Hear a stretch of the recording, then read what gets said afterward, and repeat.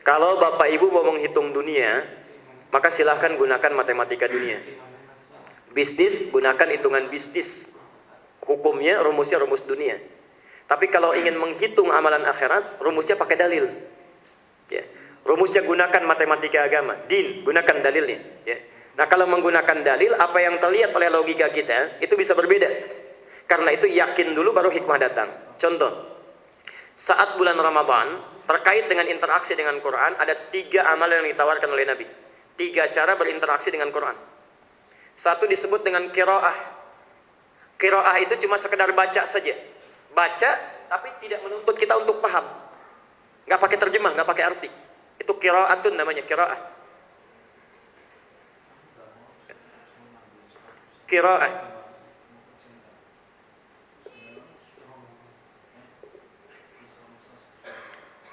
Qiraah ini membaca tanpa menuntut kita untuk paham. Tapi yang dimaksudkan baca dengan benar. Baca dengan benar. Ya. Jadi bukan banyak menghatamkan. Maaf, 30 juz hatam. Bacanya nggak benar. Itu tidak lebih baik dibandingkan dengan orang baca 3 juz tapi benar bacanya. 3 juz benar bacanya lebih baik dibandingkan dengan 30 juz salah semua. Nabi diturunkan wahyu pada beliau, dijamin masuk surga, bebas dari kesalahan, semua amalannya bagus. Masih baca Quran saat Ramadan tapi diperdengarkan pada Jibril. Itu Nabi. Beliau bisa hatam Quran berkali-kali saat Ramadan, bisa puluhan kali wahyu diturunkan pada beliau, tapi hatamnya cuma sekali. Ingin memberikan contoh kepada kita, bukan melarang banyak hatam, bukan. Ingin memberikan contoh yang terbaik, baca dengan benar. Ya. Silahkan baca lewat guru, silahkan. Lewat tasmi, ya. Misal tahsin, silahkan. Bacakan dengan benar. Kapan lagi kesempatannya? Dan digandakan 10 kali lipat hari biasa. Orang yang hari biasa cuma dapat 10, Ramadan kali lagi 10, setiap hurufnya. Ya. Maka silahkan antum baca, cuma syaratnya baca dengan benar, bukan diperbanyak. Antum perbanyak tapi baca salah semua juga gitu bacaannya, nggak dapat pahala itu. Ya. Niatnya dapat, tapi saat bacanya tahu kita itu salah, dipaksakan baca, itu keliru. Ya, itu keliru. Jadi ini satu. Ya. Minimal baca, Nabi saja baca, masa kita bukan Nabi nggak mau baca? Ya. Yang kedua, Bapak tadi mengatakan saya mau baca saja, karena saat saya baca yang kedua dengan terjemahannya, kan bacanya cuma sedikit Pak. Pahalanya bisa berkurang, belum tentu Pak. Kita keluarkan dulu dalilnya. Kalau bicara masalah agama kita lihat dalilnya. Yang ini At-Tirmidzi nomor hadis 2910. Kalau bacanya nggak lancar nomor hadis 2920. Misal baca Alif Lam Mim yang lancar 3 huruf kali 100 berapa? 300.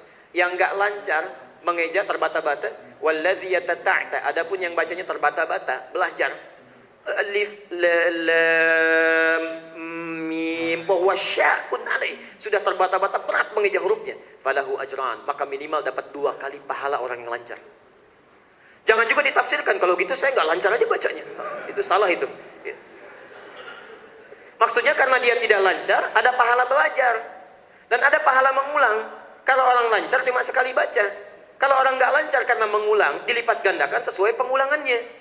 Alif Lam Mim, Bu, kurang 1 harokat lagi lamnya. Oh, Alif Lam Mim kali 2 kali diulang.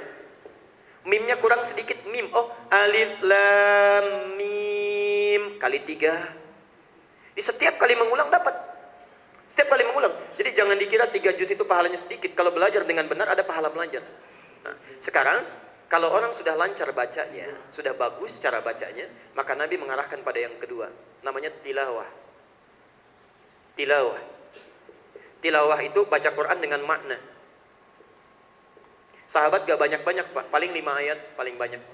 Ada 2 cara, 5 ayat. Misal Alif Lam Mim sampai Ulaika, baca terjemahannya. Saat kita melakukan ini, apakah pahalanya lebih sedikit dibanding yang pertama? Belum tentu. Hadis Muslim, nomor hadis 2700. Dari Abu Hurairah.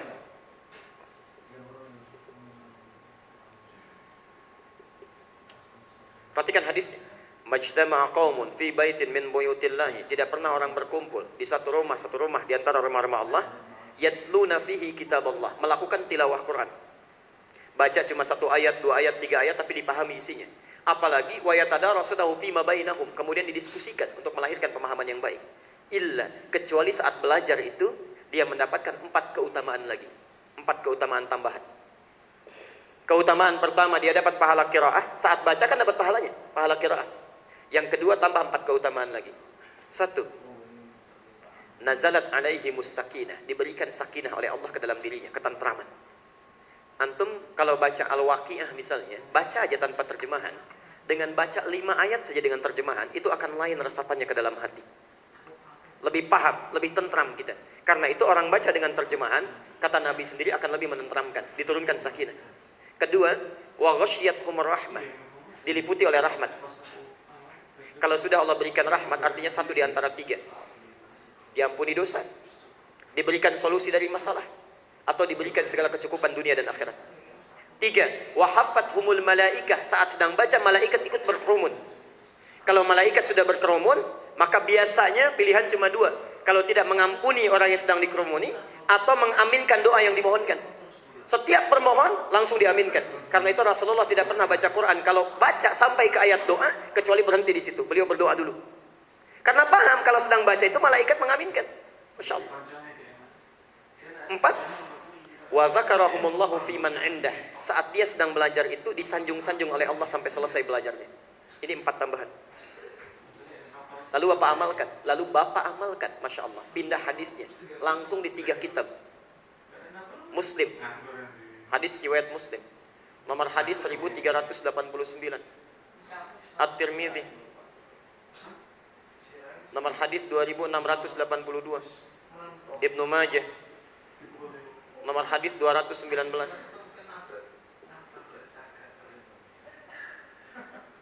Wa fadlul alim, keutamaan seorang penuntut ilmu yang mengamalkan ilmunya, alal abid, dibandingkan orang ibadah gak tahu ilmunya, ka fadlil qamari ala sairil kawakib, itu seperti keutamaan rembulan dibandingkan dengan seluruh asteroid yang ada di alam raya ini.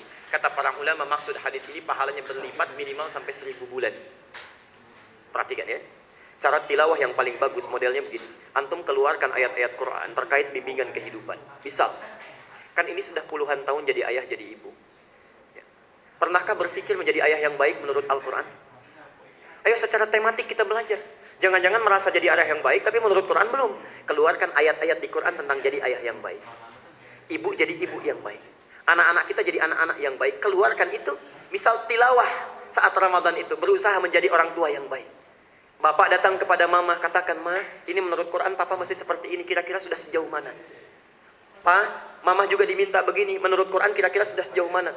Papa bisa lihat. Itu tilawah, Masya Allah. Saling merenung. Ketika sudah belajar, dipraktekkan. Setiap kali dipraktekkan dalam kehidupan, itu pahalanya 1000 bulan. Minimal 80 tahun kalau dikonversi. Kita minta anak, nak, sholat. Kalau hari biasa cuma dapat 10. Perintah itu. Cuma 10. Tapi dengan ilmunya setelah tilawah, Masya Allah, 80 tahun. Seakan-akan meminta anak sholat selama 80 tahun tanpa henti. Nah, ayo belajar. Seakan-akan meminta 80 tahun tanpa henti. Itu pahalanya luar biasa. Tilawah itu lebih banyak dibandingkan dengan qiraah. Karena itu bagi yang sudah lancar, masa masuk ke tilawah. Nah, orang tua kita dulu sebetulnya mengarahkan kita pada tilawah. Pada tilawah. Disilahkan belajar. Ngadaras kata orang tua dulu kita itu ya. Dari kata darosa, belajar. Karena itu dimunculkan sari tilawah, sari tilawah. Kan kalau suka ada acara itu ya, suka ada yang menerjemahkan. Yang ngajinya disebut qori dari kata qiraah. Ya, yang menerjemahkan disebut sari tilawah. Sebetulnya nggak ada sari tilawah, yang ada tilawah itu ya. Mungkin barangkali dulu Ibu Sari yang pertama kali menerjemahkan. Ya. Di qorinya misalnya Pak Dedi, ya, tilawahnya Bu Sari, makanya disebut sari tilawah. Ya. Ya kalau Pak Dedi mungkin Dedi tilawah. Ya. Kalau Pak Ican tilawah, mungkin begitu. Ya. Di sari tilawah nggak ada, cuma ada kata tilawahnya. Jadi kalau mau hitung-hitungan, tilawah itu lebih banyak dibandingkan dengan qiraah. Jadi rumusnya gampang Pak. Rumusnya tilawah dulu, qiraah dulu, baca Quran. Lalu tamatkan Quran setengah Ramadan. Setelah itu tilawah 5 hari. Yang paling terakhir, yang paling banyak pahalanya. Bapak mau yang mana? Paling banyak atau paling sedikit? Nah, tolong catat itu ya. Yang paling banyak adalah menghafal Quran.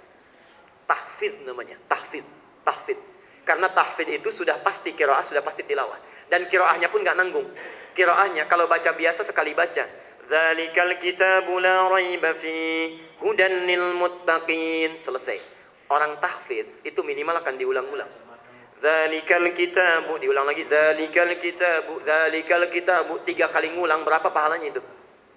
Ya, la raiba fi, la raiba fi, la raiba fi, dzalikal kitabu la raiba fi hudal lil muttaqin. Diulang sebanyak 20 kali, dikalikan 20 kali, dikalikan jumlah hurufnya, dikalikan 100 pahala. Itu batas minimalnya. Itu yang tahfidz. Jadi insya Allah selesai Ramadan berapa juz, Pak? Ya, itu hitung-hitungan nih. Kalau salah dari saya pribadi mohon dimaafkan. Kita akhiri dengan doa kifaratul majlis bersama-sama.